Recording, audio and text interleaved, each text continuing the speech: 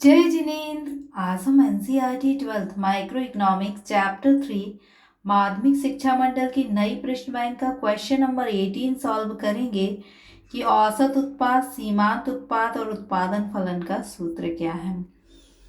देखिए, सूत्र याद करने के लिए एक टिप है कि हम उसकी थ्योरी समझें। औसत उत्पादन क्या होता है? Average production, total production. मान लीजिए कि जो 10 श्रमिक हैं और उन्होंने मिलकर 100 यूनिट का उत्पादन किया। आपसे पूछें कि एक श्रमिक ने कितना उत्पादन किया, लगभग कितना एक श्रमिक ने उत्पादन किया, तो हमारे पास टोटल प्रोडक्शन कितना है 100। और लेबर कितने श्रमिकों ने ये उत्पादन किया है 10, तो हम भाग देंगे तो हमें कितना मिलेगा 10, तो एवरेज प्रोडक्शन कितना हो जाएगा 10। तो एवरेज प्रोडक्शन का औसत उत्पादन का फॉर्मूला क्या है? TP upon L, total production upon labour यानी श्रम की इकाइयाँ। सीमांत उत्पादन यानी कुल उत्पादन में वृद्धि बटे श्रम की संख्या में वृद्धि। मान लीजिए कि 10 श्रमिक 100 उत्पादन कर रहे थे, आपने एक और श्रमिक को बढ़ा दिया तो आपके उत्पादन में 10 की वृद्धि हो गई, यानी अब 11 श्रमिक जो हैं आपके 110 उत्पादन कर रहे हैं। तो टीपी यानी टोटल प्रोडक्शन में कितनी वृद्धि हुई? 10 की वृद्धि हुई, तो यहाँ हमने लिखा 10।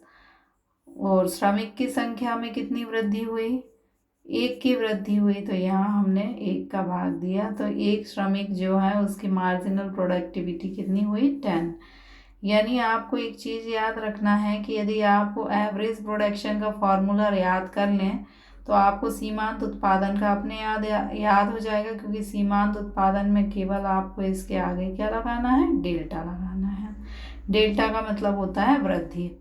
उत्पादन फलन क्या होता है? उत्पादन फलन जो है ये बताता है कि आपका जो उत्पादन हो रहा है वो किन के सहयोग से हो रहा है। तो आप जो आपके एनसीईआरटी की बुक है उसमें एल और के कई साधन होते हैं, 2 ही साधन दिए हैं।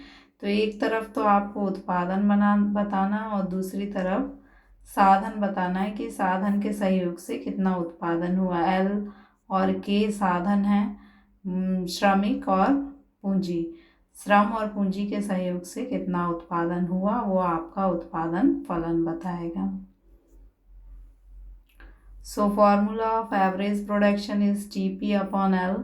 Formula of marginal production is delta TP upon delta L. Formula of production function is Q equal to F L K. L and K are factors of production. Q means output. So thank you.